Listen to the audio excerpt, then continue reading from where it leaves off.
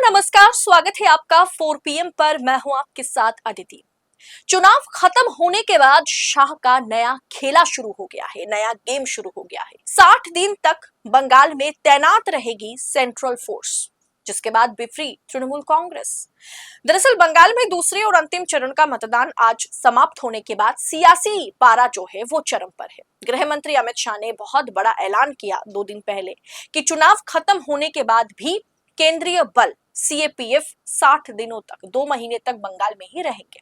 शाह ने साफ शब्दों में चेतावनी दी है कि दीदी के गुंडों को बख्शा नहीं जाएगा, क्योंकि नतीजे आने के बाद, जो नतीजे सामने होंगे उसके बाद गुंडागर्दी की जाएगी। पश्चिम बंगाल में हिंसा भड़क उठ सकती है, इसीलिए सेंट्रल फोर्स को हम 2 महीने तक वहां पर एक्सटेंड करना चाहते हैं।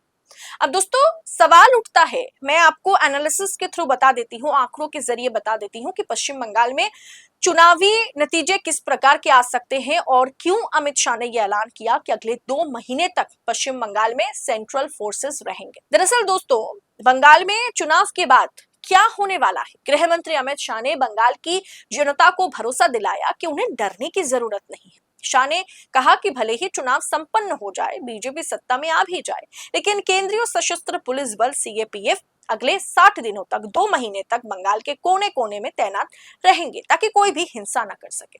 खैर अमित शाह तो कह रहे हैं कि दीदी के गुंडे हिंसा कर सकते हैं और उसे रोकने के लिए हम 2 महीने तक, जो किसी प्रदेश में आज तक हमने नहीं किया, किसी चुनाव में नहीं किया, लोकसभा चुनाव में नहीं किया, लेकिन पश्चिम बंगाल चुनाव में हम करेंगे ताकि कोई हिंसा ना भड़के, कोई दुर्घटना ना घटे। अब दोस्तों सवाल उठता है कि क्या ये टीएमसी के लिए किया जा रहा है? टीएमसी कुछ अनहोनी या फिर कुछ दुर्घटनाएं टीएमसी के जरिए ना कर दिया जाए, या फिर भारतीय जनता पार्टी, अमित शाह जो ऐलान कर चुके हैं कि 2 महीने तक पुलिस फोर्स यहाँ मौजूद रहेंगे, उसके पीछे कुछ और वजह है। आइए उसी को समझते हैं। दरअसल अमित शाह ने कहा था कि 4 मई के बाद बीजेपी टीएमसी के अपराधियों को सजा देगी और उन्हें उल्टा लटका देगी। उन्होंने यह भी अपील की थी कि आज जो आखिरी चरण का मतदान था, इसमें बिना किसी खौफ के बाहर पब्लिक निकले और वोट करे, क्योंकि हर तरह सेंट्रल फोर्सेस मौजूद हैं। अब दोस्तों आपको मैंने सुबह की वीडियो में दिखाया था कि सेंट्रल फोर्सेस, चाहे सीआरपीएफ हो, सीआईएसएफ हो, बीएसएफ हो, किस तरीके से आम पब्लिक के साथ उनका जो बर्ताव है वो तारीफ लायक तो नहीं है। उसके लिए आम पब्लिक, पश्चिम बंगाल की आम जनता भड़क उठी, इतना गुस्सा किया, क्योंकि जिस तरीके से वो लाठीचार्ज करते हुए नजर आ रहे हैं, जिस तरीके का बर्ताव सेंट्रल फोर्सेस करते नजर आ रहे हैं, वर्दियों पर सवाल उठ गया है इस चुनाव में। अब दोस्तों चुनाव आयोग ने पहले ही स्पष्ट कर दिया है, सुरक्षा बलों की 500 कंपनियां चुनाव परिणामों के बाद भी बंगाल में कानून व्यवस्था बनाए रखने के लिए तैनात रहेंगी। अभी वर्तमान में लगभग 2.5 लाख केंद्रीय पुलिसकर्मी, जिसका 2450 कंपनियां बंगाल में मौजूद हैं।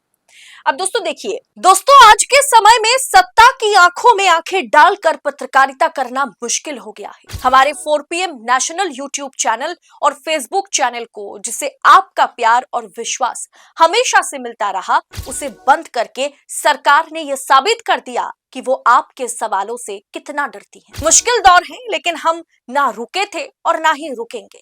हम सच के लिए हमेशा लड़ते रहेंगे। ऐसे में 4 पीएम उत्तर प्रदेश यानी 4 पीएम यूपी को ज्यादा से ज्यादा ज्वाइन करें और स्वतंत्र पत्रकारिता को जिंदा रखने के लिए जितना हो सके उतना हमारा आर्थिक सहयोग करें।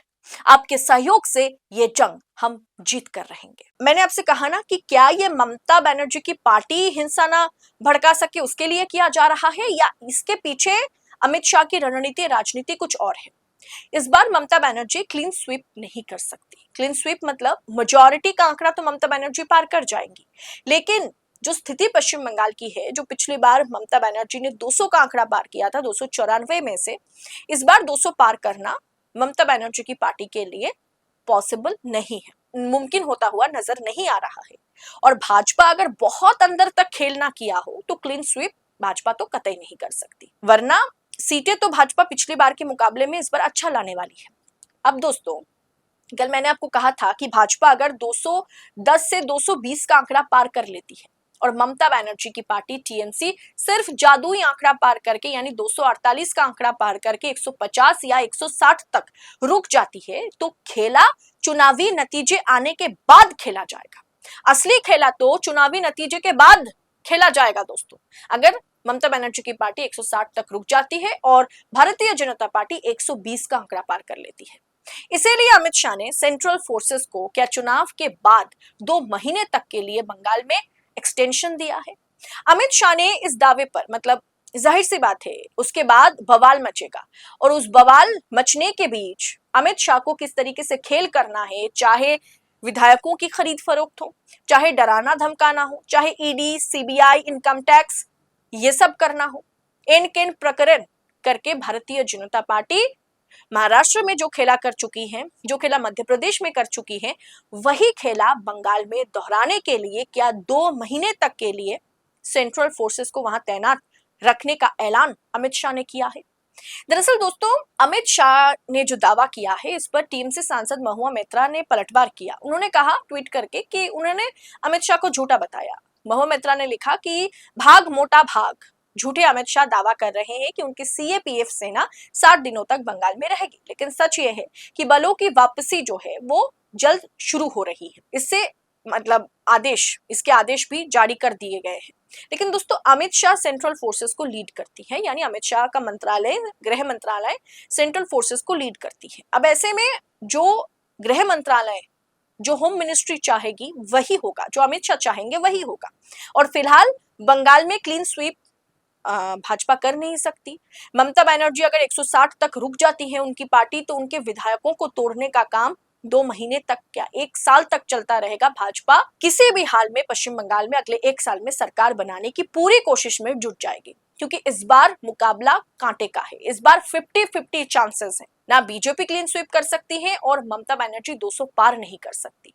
अब जितना ज्यादा वो 148, 150, 160 तक रुक जाएगी, उतना ही भारतीय जनता पार्टी के लिए, चाणक्य अमित शाह के लिए आसान होगा टीएमसी को तोड़ना। और इस बीच टीएमसी वाले भी किसी को धमका ना सके, अपने विधायकों को अपने पास रख सके, इसके लिए वो हर तौर तरीके को अपनाएगी।